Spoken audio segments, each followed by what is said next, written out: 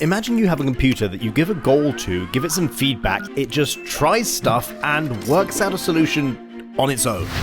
You don't have to program anything or even know how it worked out the solution. That would be incredible, right? Imagine you give this computer an amazing goal: increase human happiness. And it's a computer. It works out the fastest solution to increase human happiness. And what it does is it kills all the sad people. That solves the problem. Average human happiness is now higher. Or it pumps them all full of drugs which make them happy, which also solves the problem. So this is a thought experiment to show that a good intention, if not carefully controlled, can have very bad consequences. And it seems like I'm telling you a ridiculous story, but the computer behind it, a computer that can take in information and then come up with a solution completely on its own that its creators don't even understand, that already exists. This is called machine learning, which is basically technical speak for really fast trial and error, I don't know. And I think that everyone should have a chance to understand this, because you may not know it, but this is already shaping your reality every single day. So imagine you're Facebook, or YouTube, or Instagram, or whatever, and you've got millions or billions of users and you want to make them spend more time on your website. So you give your computer the task, like give me pictures of cats or increase human happiness, but this time you say, make my users spend more time on this app. And it watches what we all do. It watches every click we make, what makes us stay and what makes us leave. If you see a video or a picture and then you leave, it's going to learn not to give that to people because it makes them leave.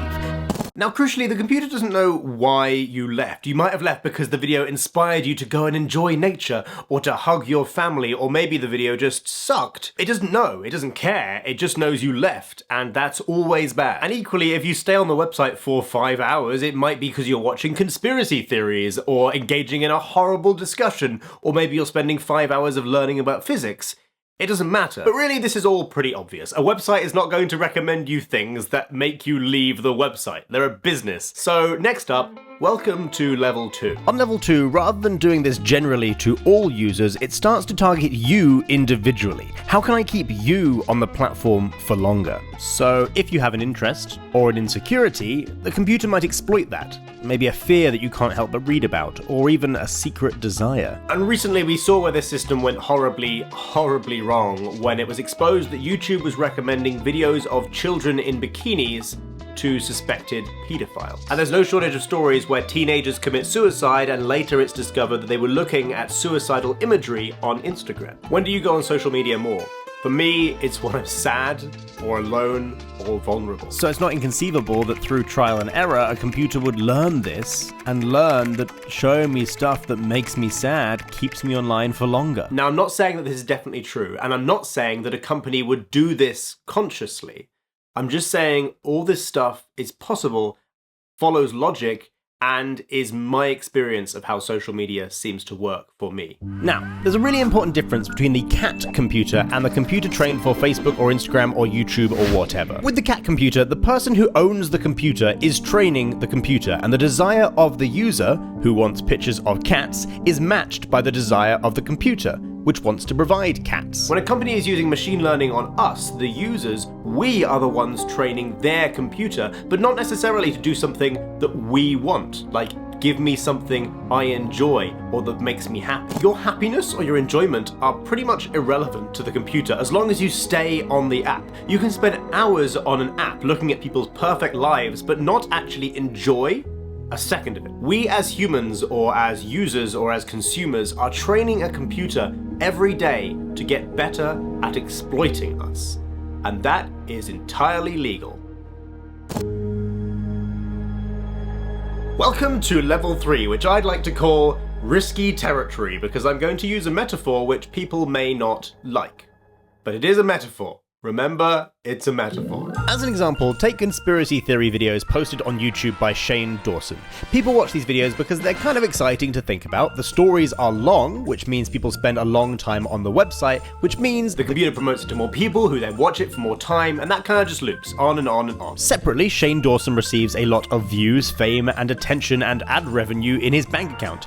He has performed a task, create conspiracy video, and has received a reward, so he's likely to do that task again. And so in that way, Shane Dawson is a neural network, and he is being trained by the computer in the way that we normally train it. Now, new example. Say you are a straight teenage boy and a girl you find attractive posts a picture in a bikini on Instagram. You're now going to spend more time on Instagram because that is content that you want to see. Yeah, you see where the risky metaphor thing? There is literally a scientific study that shows that men lose control of their brains when presented with an attractive female. Men who spend even a few minutes in the company of an attractive woman perform less well in tests designed to measure brain function. So you can imagine how a lot of them are quickly going to become overcome by this kind of content on Instagram. Not your fault, ladies, that's just men are weird. Then it starts to show you more pictures of people in bikinis when you go on Instagram. To your brain, you literally see pictures of bikini ladies on Instagram, and you don't see that in your real life. So the circuitry of your brain that wants that starts to prefer being on Instagram to your real life. You've now developed a habit of being on Instagram because it feels good. The computer then looks at the series of steps that it took to get you to be on Instagram more often, and it goes, great, do that to more people. Now, say you're the girl in this situation and you post the picture in your bikini to feel positive about your body. Great, that's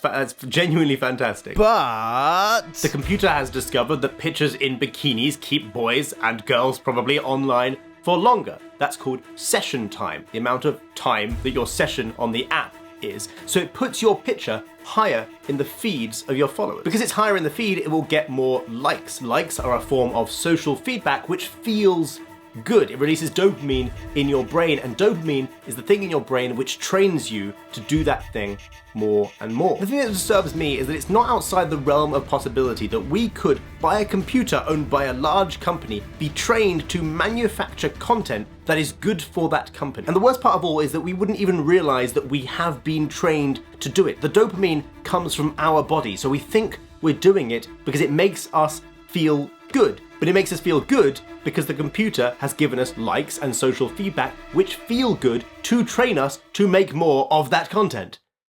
Ooh. Now, I'm not against people posting pictures in bikinis, be as unclothed or clothed as you like, I don't care, it's none of my business, etc. My body, my choice. But at the same time as it being my body, my choice, it should also be my body, don't manipulate me into giving it to you, and I don't even know you've been manipulating me. My choice. Does that make sense? And the bikini thing is a metaphor for anything that you should have absolute autonomy over. And a computer or a company shouldn't be allowed to manipulate you into giving to them. That's all. So, what is the positive in a world where computers can manipulate our psychology to make us do what they want them to do? Actually, there are some positives to this. Well, firstly, and this may surprise you, but I don't actually blame the companies. Do I wish they were a little bit more open and honest about it? Yes, but I can't blame a company for basically being very clever and doing good business. Naughty, naughty company. How dare you do those two things? I know that it's tempting to just wish that every company would just act morally, but at the end of the day, if they don't compete, some other company will just do it instead. And so this is really an issue of legislation, setting the rules for all companies and saying how far is too far. Secondly, this social media thing is just one tiny application of something we've created which is absolutely incredible. Try this. Try going to thispersondoesnotexist.com. A neural network called StyleGAN has looked at lots of people who do exist and can now generate pictures of people who don't, showing just how incredibly powerful this stuff is. And anything powerful we ever create as a species always gets abused first, and then we wake up, stop being so stupid, and learn how to control it. Machine learning can be applied to such a ridiculously wide range of tasks, and through trial and error, it might learn to use things that we haven't even discovered yet. We are a product of evolution, and we're now using evolution to make things for ourselves. My advice for anyone worried about this, or just anyone at all actually, would be to think for yourself, be critical, and try and conduct yourself in your life in the most loving and kind way you possibly can. If we are constantly training the computers that will shape the world tomorrow, then we better train them to be as loving and as kind as we possibly can. Next time you come across a video or a picture or anything that is negatively affecting you or somebody else, just log out, close the window, refuse to look at it, and the computer will learn. That's what it does. We might not be able to control these computers or each other, but we can control ourselves and what we do and how we treat each other. So next time an app or a website or a computer try to drag you into something negative, please, for the sake of humanity, just say no. Just quit. And you might just change the world.